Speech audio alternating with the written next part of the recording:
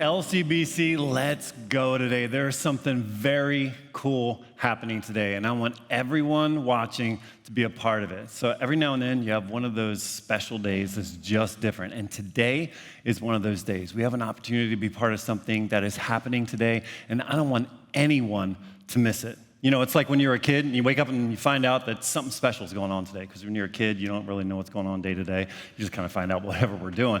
And you find out, imagine with me, okay?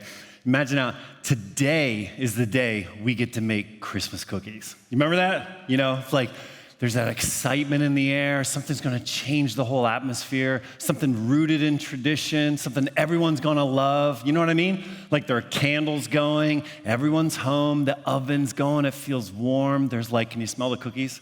The cookies are filling the house, and you're like, oh, I can't wait to like lick the batter, you know, like all that stuff. So there's a kind of energy that's happening, and that's kind of what today is like, because today we get to do something different. You and I, we get to be a part of a yearly tradition that means something special for the communities that we live in. So look, we've been talking about how we want God's love easy to see and easy to see. Last week, we saw up here where people got baptized, and because they decided to follow Jesus, they came up here and got in some water. So listen, that's what makes us special and loved. And if God can take people like us and our baggage and our issues and sin and redeem us and rewrite our stories, then that kind of love is easy to see. And if you've put your faith in Jesus, you are set free from the power of sin to do something great with your life. I mean, the early followers of Jesus talked about it like this. They said, when you put your faith in Jesus and you have that power over sin, where like you are not under the control of sin anymore, they urged people at that point, use that freedom to serve one another in love. So it's like, I love God, He loves me, and He redeemed me through Jesus. So let's get to work loving the people around us. It's an act of thankfulness for what God has done. We don't have to love people to get God's favor. We get to love people because He's already set us free to do so. Okay? So that kind of love, that kind of following Jesus, it's infectious. You know what I mean? Like it's exciting. It's not a religion, it's a relationship, because there is a difference between a religion and a relationship. In a religion, you're always thinking about what you have to do, the rules, the rituals, the ought-tos. In a relationship, man, that's totally different. And that's what we have. We have a relationship with God. So we're going to look at that difference today. So we're going to start right off the bat. We're going to look at the difference between have to and get to. So I want you to open up to Luke chapter 10. Grab your Bibles around you. You can open up your phones if you want. Luke chapter 10, it's going to be found on page 792.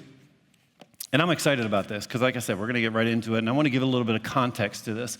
As you're turning there, I want to give you a little bit of background on what's happening in Luke chapter 10. So back in Jesus' day, there were people that were in charge of the religion of Judaism, okay?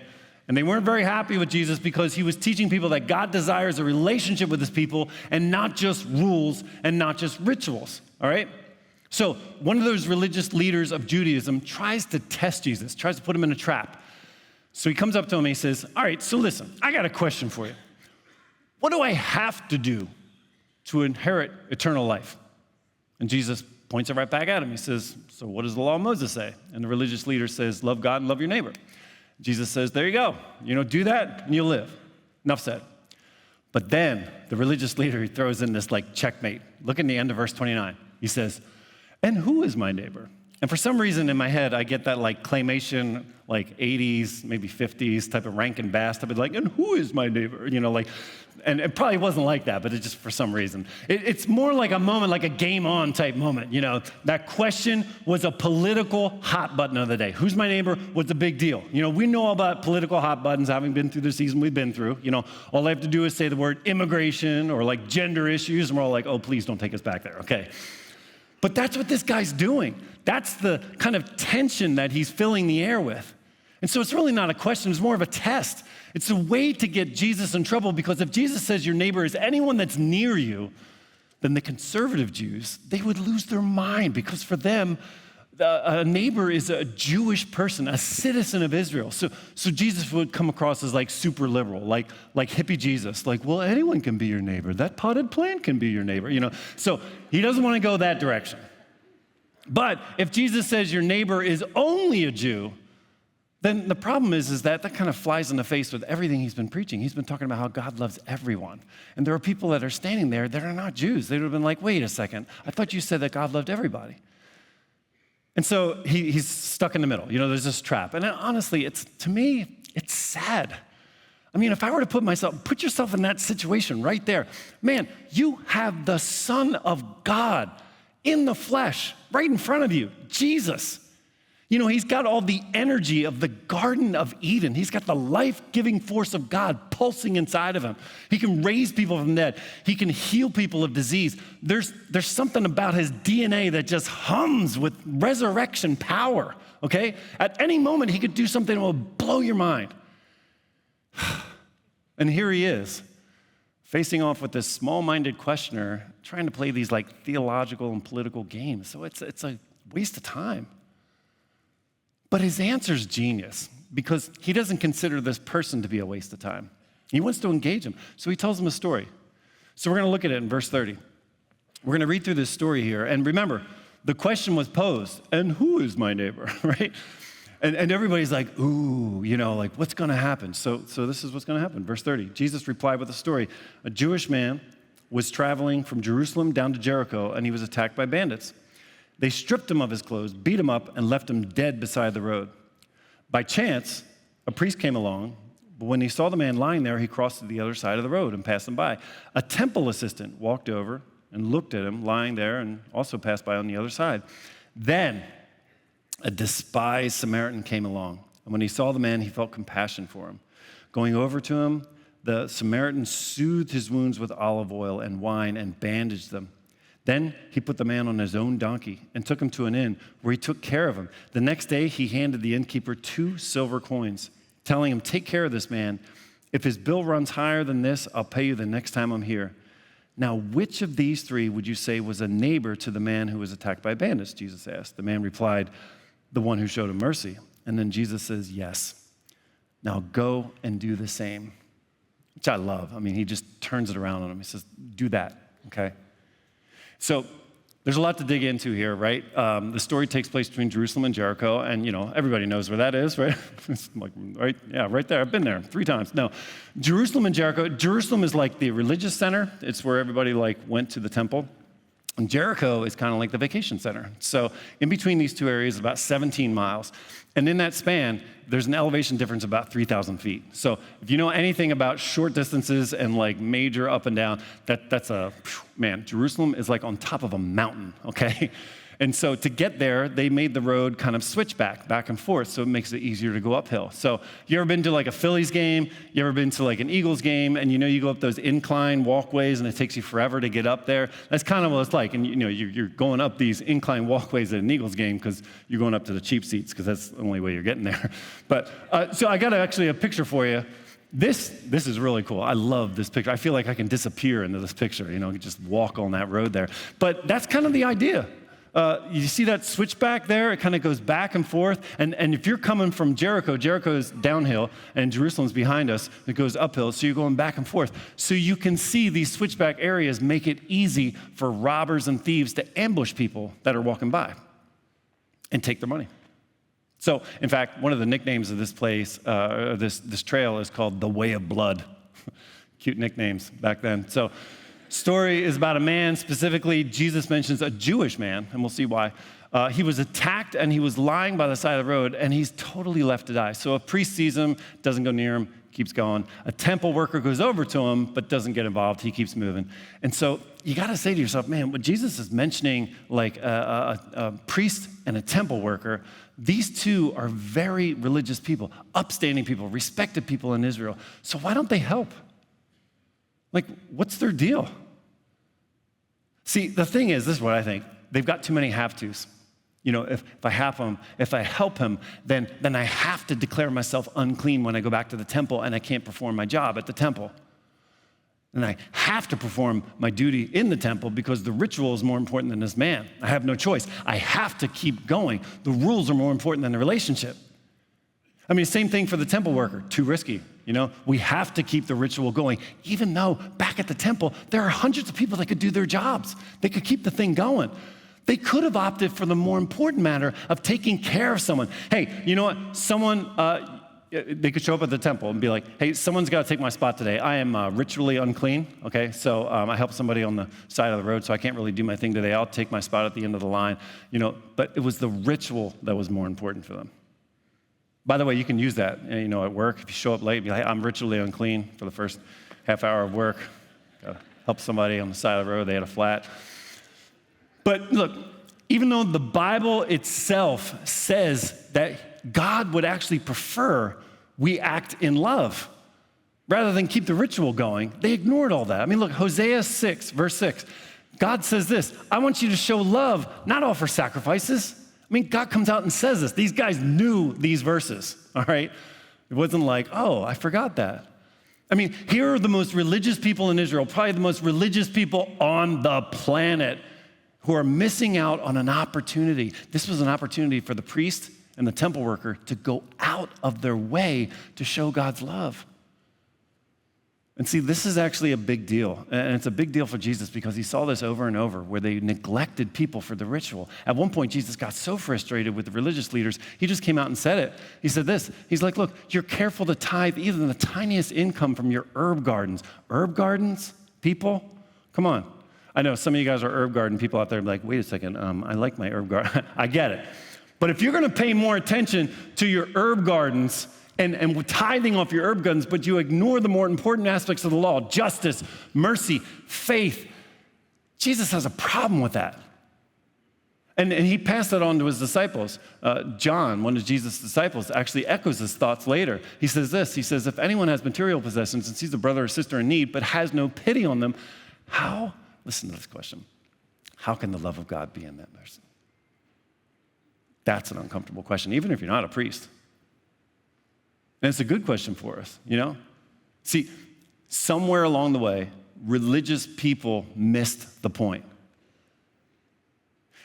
But then, and this is what I love, because the story gets really interesting at this point. Then we notice Jesus introduces a third character, but he labels him as a despised Samaritan. So let's talk about that a little bit. When Jesus says the despised Samaritan, there's this resentment between the Samaritans and the Jews, okay? And it goes back, they kind of have a long history together. Basically, it boils down to this. Hundreds of years before Jesus, Israel was taken over by foreign countries, and these foreign countries forced their religion and customs on the Jews.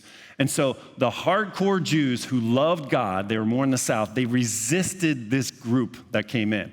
But then there was a group up north who were from a place called Samaria. So that's why they were called Samaritans. They just kind of rolled with it. They were both Jewish groups, but the Jews from Samaria just kind of took on these customs and took on this other faith. They didn't keep the Jewish faith like pure to what it really was. They just kind of rolled with whatever came on. So not only that, but when these kind of northern Jews, these Samaritans, the Samaritans, there was something interesting about how they went about it, because when the Jews in the south finally got free from some of these people that took over, they wanted to rebuild their temple. The Jews up north were like, no, you can't do that. And we're gonna get in the way of that. In fact, the Jews up north, the Samaritans, they started to build their own temple.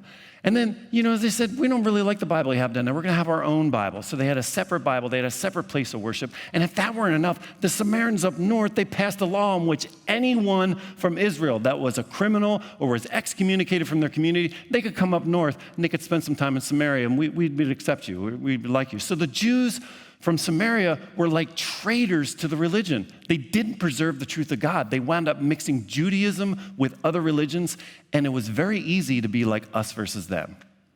So it's complicated, okay? They just didn't like each other. And what's the thing is that the Jews treated the Samaritans horribly. Now, the funny thing is, like argumentatively, the Jews were right, okay? The Samaritans did all that. They didn't stay true to their faith. They betrayed it. But that's what makes this story so fascinating, because this becomes the protagonist. The Samaritan goes out of his way to help the man, more than the religious guys, more than the priest and the temple worker. See, this Samaritan had a love that was easy to see because he went out of his way for the person that was beat up. Listen, the journey from Jerusalem to Jericho was only a day trip, especially if you had a donkey. It wasn't that long. But listen, this is what happens. Now he has to stop and he has to treat this guy's wounds. He puts the man on his own donkey, which means now he has to walk. He stays at an inn, and then he takes care of him while he's at the inn. And then he has to stay overnight, which means he loses a day's work, right? And then he gives the innkeeper 2 days' wages.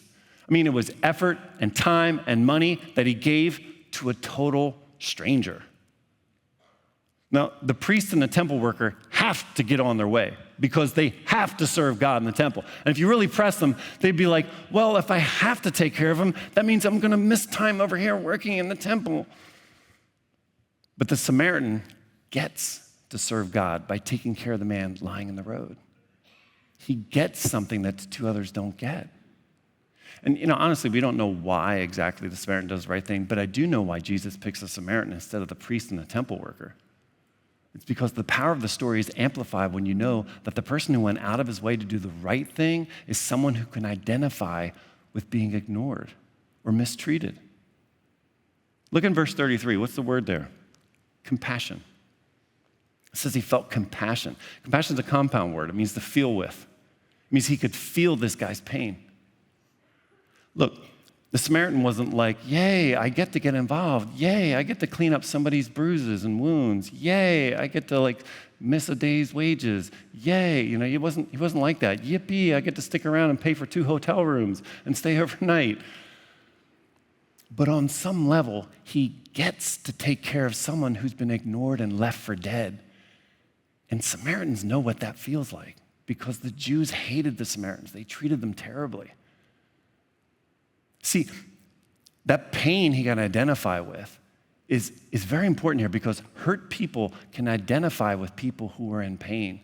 They know what it's like to be passed over and ignored, left by the side of the road. And oftentimes, people who've been through pain get to experience healing and helping those who are hurt and ignored and neglected. See, the Samaritan knew a lot more about what to do when you see someone in need, a lot more than the priest and the temple worker. So I want to ask you a question at this point. Isn't that who we want to be? I mean, as a church, right? I mean, honestly, don't we want to be the kind of people that see a need and meet a need? That's why we do this series. We don't want people to pass our churches on the highway, and wonder, what are they doing there? What's that all about? We want them to be like, that's the church that gets involved. Yeah, that's a church that goes out of their way to show their love to people. They go out of their way to show God's love to people. We want them to be like, oh, that's the place that partners with my school. Oh, that's the place that works with our community centers. Yeah, I know. That's the place we went for trunk or treat. Do you remember that guy? He made that ship and he was launching stuff out, I started going there when they did that movie thing. Yeah, that place, that's really cool. Listen, next week, so cool. You gotta keep coming for this. Next week, we get to pack hope packs for prisoners. Over 13,000 inmates got something from us last year. Yeah, that's what we want to be. We want to be that kind of church that people go oh yeah, that's that place. Hey, when I was in prison, I got something from that place. I'm going there. So look, we want to be visible in our community so God's love can be easy to see. And God's love is easy to see when you go out of your way. When you go out of your way to make it easy to see. So let me talk about what it means to go out of your way, because I love that phrase. Okay, it's like when you're sitting, people are like, where's he going with this? It's like you're sitting in the family room, and you're sitting on your couch, and you're all comfy, and you don't want to move, and someone's going into the kitchen or whatever, like, hey, can you grab the light switch? Can you just hit, yeah, sure, That's not easy to see. That's not going out of your way. That's not like, I love you, man. Click, you're going that way anyhow. It's no big deal. Someone just went to the store. And so you're like, oh, I need some Tums. You're like, hey, can you grab me some Tums? And the guy's like, oh, sure, I'll get you some Tums. That's not love, I love you, bro. Here's your Tums. That's not love. I mean, maybe it's love on some level, but it's not like, wow, what you did for me. If I tell somebody, man, I love pizza, but I love good pizza. I love Manco and Manco pizza from Ocean City, New Jersey. Do you know? Okay, listen. I know some of you guys from up north in PA, or maybe you go out west, maybe you're out in Altoona, wherever you're at, listen, you gotta get to Ocean City, New Jersey, okay? And you got to go to this place called Manco and Manco Pizza. And, as a pizza lover, I love pizza. I make my own pizza. I start from scratch, make my own dough and all that kind of stuff. I'm a pizza lover. You'd be like, boy, I'll do something for that guy, right? Yeah. So Manco and Manco Pizza, it's on 7th Street, 9th Street, 12th Street, on the boardwalk. 9th Street is open all year round. Pizza's cheaper off-season. Manager's name is Chuck. You can go there anytime. If you mention me, you might even get a discount, That would be a love that's easy to see. You go out of your way. So listen, you got to know I'm not jonesing for pizza. Okay, so listen, when you go out of your way for someone you love, that's great, okay? I get it. If you love that person, but you get a reward. So if I told you I did something for my wife, you'd be like, well, of course, you're going to get hugs, okay? But when you go out of your way for someone you don't know, man, that's a love that's easy to see. There's an excitement about that. There's a daring about that. It's a little bit risky. And listen, I'm going to say this because it is risky, and particularly our generation doesn't like risk. We are a generation of people who are famously empty because we have the most and we feel the least because we don't want to get involved. We don't want to it's a little too uncomfortable. It's awkward. See, we're full of emptiness because situations like this freak us out a little bit. We hold back when we talk about risk and potentially being uncomfortable. I can see our generation walking along that road and seeing the person on the side of the road, just keep moving, we might get shot, we don't know who this person is, that sort of thing. But listen to me, I'm telling you something. The secret is getting involved. The secret to being full is pouring yourself out, especially for people that can't repay you. There's a reward that goes beyond anything we can receive.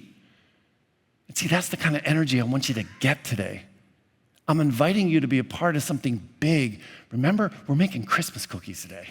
There's that energy that we want to have. It's like, this is what we do. We want to be the kind of people that go out of our way for people who we haven't even met yet. I'm asking you to go out of your way for something much, much bigger than yourself today.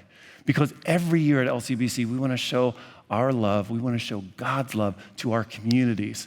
And we want a love that is easy to see. So we're asking you to go out of your way. I'm going to ask every person to take part in this effort of giving $39.95 to our organizations and communities that are in our community. Organizations within our communities. So look, we check out these organizations, okay? We're not just giving to people that aren't doing anything. We're not just throwing money out there. These are top-notch organizations. And you need to hear this. Not a penny of it comes to us. We don't charge administrative fees or processing fees. There's nothing that's in the paperwork somewhere. We kind of held on to this money. It all goes straight out. Whatever comes in goes straight out. And I want to tell you about some of the groups. So Manna on Main Street in Harleysville, this amazing stuff they're doing here. They feed 15,000 people a month in their kitchens. But not only that, you can see here, they actually have an area where they're teaching people culinary skills so they can get jobs in the restaurant industry, okay? There's New Life, Mothers and Children in East York. They provide housing and programs for struggling moms and their children. I mean, look at this. We help them get back on their feet and experience life change through Jesus at that facility. And of course, you got everybody's favorite, Gigi's Playhouse, okay? They provide support and connection to individuals with Down syndrome and their families. Look at these kids. They're beautiful kids. And their vision for the world is that people with Down syndrome will be accepted and embraced by their families, schools, and communities. And our gifts this year are going to be going towards speech and language development programs.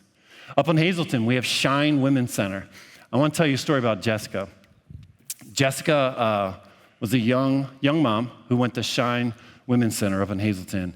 And this is what she writes. This is kind of a letter what she wrote. She said, I was 19 years old and single and found myself unexpectedly pregnant. I was working 2 jobs. At first, I didn't tell anyone about my pregnancy. It was hard, but I chose life for my baby. During the pregnancy, I had some health issues, so my little girl was born early and weighed 4 pounds, 8 ounces. Look how beautiful she is. Today, she's very happy and loved so much by her mama. From the first time I met with the amazing women at Shine, they helped me, and I am very grateful. That's what you get to be a part of. Actually, I just threw this in here. We don't have any pictures on it. Up in Leesport, just last week, a young mom got baptized. She was sharing her story of how last year she was driving with her 2 kids through a snowstorm. Listen to me. The 3 of them were living out of her car. And she passed Hope Rescue Mission. So she decided to give them a call. They had room in her women's shelter. There's a place called the Lighthouse there. She was able to get out of the cold. She and her children were able to get a room. Not only that, but she and her daughter decided to put their faith in Jesus. And just last week, they got baptized. Isn't that awesome? Yeah. It's because of what you're doing. You're making it happen. You're making it happen because you're listening to what Jesus is saying about going out of your way. At our West Shore and Harrisburg campuses, our gifts are going toward the Salvation Army. Look at these kids. This is so great. They're called after-school programs. Same thing with Ephrata.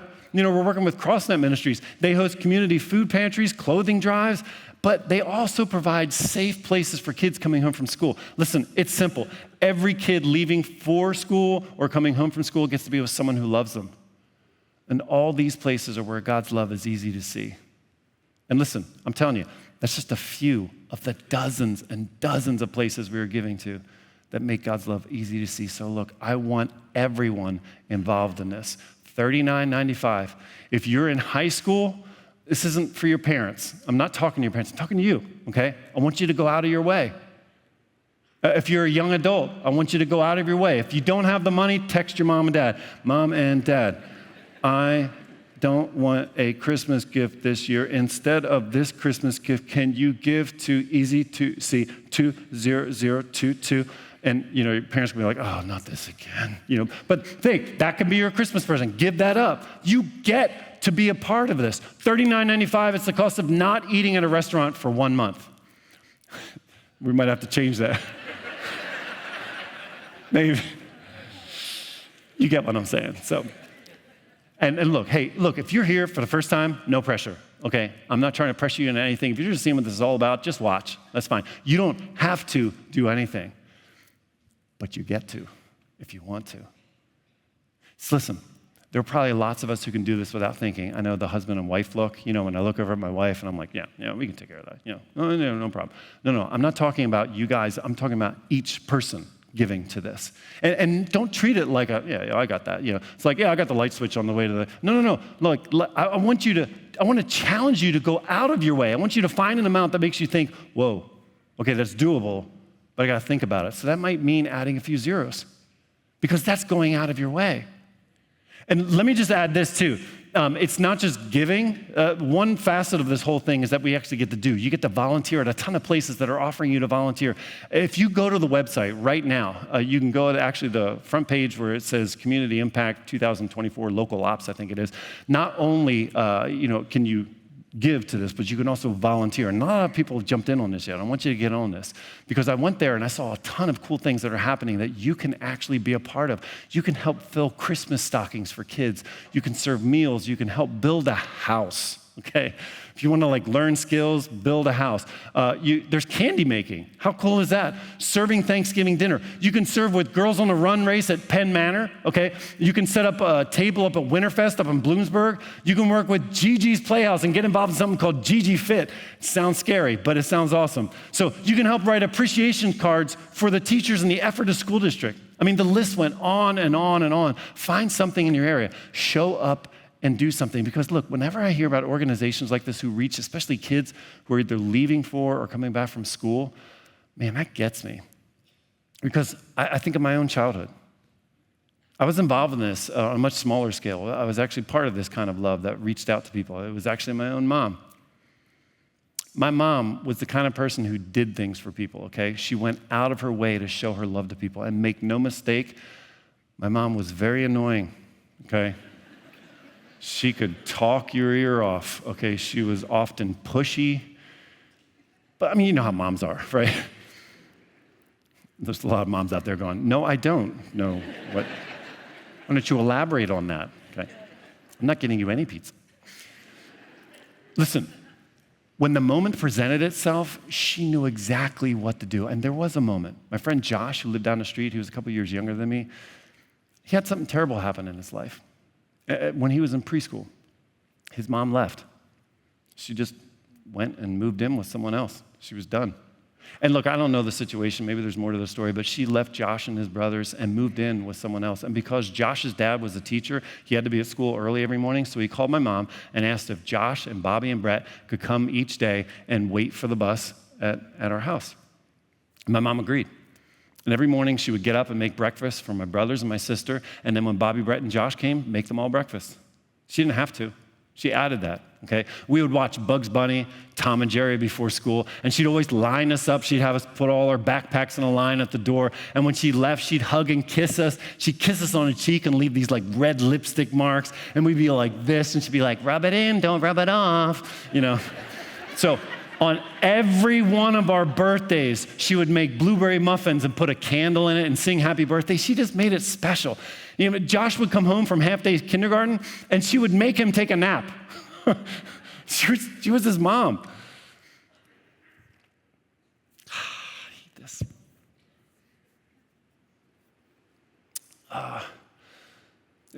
She would tell me times when he would cry. I hate this. Because he missed his mom. And she would just hold him. She saw this as an opportunity. She didn't just do it. She went out of her way. She did it because her dad, my grandfather, was a very successful dentist. And because he was so successful, he was very busy, so he wasn't around. And my mom didn't have dinner with him until she was 16 years old. That's painful. And hurt people can see and respond to other people's pain like no other people. So when Josh's mom, I know this is like ugly crying. When Josh's mom left, it was like he was left by the side of the road. So my mom went out of her way and scooped him up. And so what she would do. She would come down and she would knit in her chair while we watched cartoons. And she would ask the boys about their day and their assignments and, you know, just kind of had cartoons on in the background while we interacted with her. Can you see all these kids just like, probably she's like crocheting or whatever she's doing, knitting, whatever. We'd be like, what are you doing? What's going on? She would just talk. And I remember multiple times, listen, she would stop everything. She'd turn off the TV, then she would open up a book and read poems from Harriet Beecher Stowe and Henry Wadsworth Longfellow and James Whitcomb Riley's Little Orphan Annie's come to our house to play. John McCrae's Flanders Fields, and I still remember that poem. Flanders Fields, the poppies grow between the crosses row on row that mark our place, and in the sky the larks still bravely singing fly. We are the dead, short days ago we lived, felt dawn, saw sunset glow, and now from failing hands we throw the torch. It's a famous poem that still lives in my head because someone went out of their way to show their love. I mean, can you imagine just a bunch of elementary and middle school kids sitting around this woman, fires blazing in the background, and she's reading from books. She made it matter. She went out of her way. And I spent some time with Josh last year, and he remembered those times with me, and he's like, man, your mom was more like my own mother. Do you see how much she changed her life? Because she went out of her way to take care of 3 extra boys. That's a legacy that still lives on. And I can't believe I'm saying this, but I want to be just like my mom. She went out of her way to love the people in her life. Yeah, she would love this. She, of course, you know, all our campuses, they're clapping now, and my mom would be like, well, thank you. Yes, I appreciate that. Of course. It was very hard. So, I'm asking you, don't we all want to be like her in that regard? Not in every way, just in those regards. See, decades later, people still remember her love and how it was easy to see. And it's that kind of legacy, listen, you get to be a part of today. You don't have to. You get to. Because that's the kind of ministry that's happening in our communities. You can help make it happen so you know what to do, okay? We're going to finish up a little early today so you can go out of your way. And here's how it goes. I'm going to finish here, and you're going to respond to this invitation. You can be a part of this. You can take part of this in your seat with your phone, or you can walk into our atriums. You can have them take care of it. If you want to use your phone afterwards, you just sit there on your phone, and you put in this. Easy to see, 20022. When you do that, it's going to send you a link. You can put in any amount. Okay, you can also hop on our app, or if you want to use the website, lcbcchurch.com, totally fine. If you would rather a more personal touch, all of our atriums, you can go out there. They have white balloons, green balloons. The white balloons are for credit card. The green balloons are for cash. Go ahead and use those.